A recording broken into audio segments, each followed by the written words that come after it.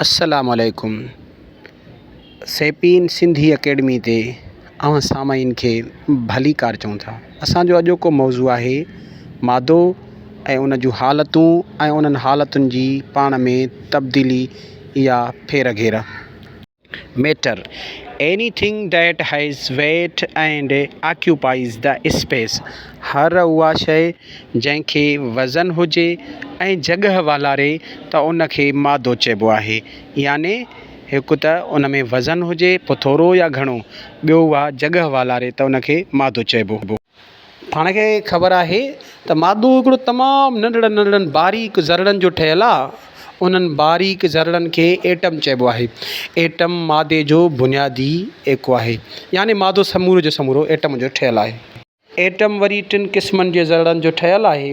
हिकिड़ो इलेक्ट्रॉन, ॿियो प्रोटॉन, टियों न्यूट्रॉन, याने इहे टई ज़रड़ा मिली करे एटम ठाहिनि था।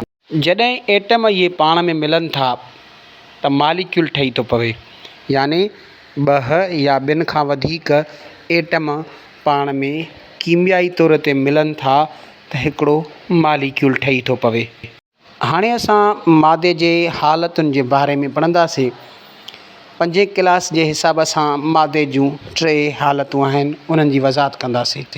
पहिरीं हालत आहे सॉलिड याने नहिरो, ॿी हालत आहे लिक्विड याने पाणियाठ, ऐं टीं हालत आहे गैस याने हवा वग़ैरह।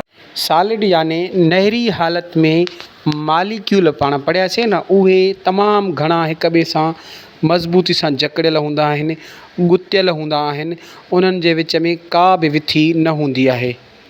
नहरी हालत जी ॿी हिकिड़ी ख़ासियत आहे त उन्हनि जी का न का ज्योमेट्रिकल शिकिल हूंदी आहे। नहरी हालत याने तव्हांखे कंहिं न कंहिं शिकिल में मिलंदी। मादे जी ॿी हालत आहे लिक्विड याने पाणियाठ। हाणे असां लिक्विड याने पाणियाठ जूं ख़ासियतूं पढ़ंदासीं त उन्हनि में कहिड़ियूं कहिड़ियूं अहम ख़ासियतूं थियनि थियूं। पाणियाठ जा जेके मालिक्यूल आहिनि या परमाणा आहिनि, उन्हनि जे विच में विथी थींदी आहे। उन जे करे पाणियाठ जे मालिक्यूलनि में हरकी तवानाई या हरकत हूंदी रहंदी आहे। पाणियाठ जी हिकु टीं ख़ासियत आहे त पाणियाठ जी का बि मुक़ररु शिकिल न हूंदी आहे। पोइ पाणियाठ खे जंहिं बि थांव में रखंदासीं, पाणी उन थांव जहिड़ी शिकिल अख़्तियार करे वठंदो आहे। मादे जी टीं हालत आहे गैस। हींअर असां गैस जी बाबति पढ़ंदासीं। गैस जूं अहम ख़ासियतूं या ओहञाण या सुञाण जूं निशानियूं कहिड़ियूं आहिनि। गैस जे मालिक्यूलनि में तमामु घणी विथी थींदी आहे, याने उहे मालिक्यूल हिक ॿिए खां तमामु घणो परे परे ताईं पखिड़ियल हूंदा आहिनि।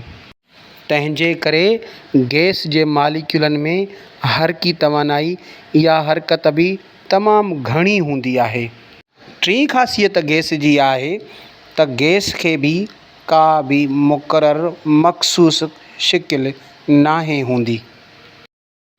हाणे असां पढ़ंदासीं त छा मादे जूं हालतूं हिक ॿिए में तब्दील थियनि थियूं? बिल्कुलु थियनि थियूं।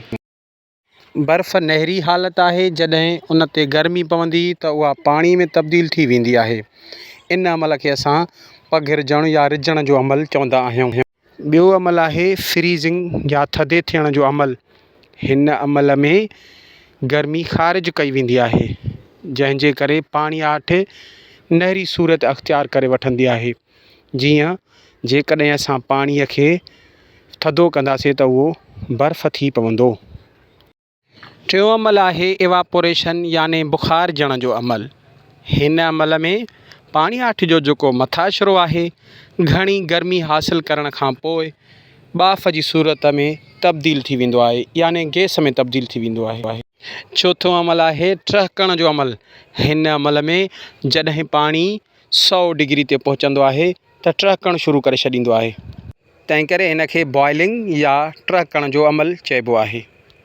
पंजों अमल आहे चिकाइण जो अमल, जंहिंखे कंडेंसेशन बि चइबो आहे।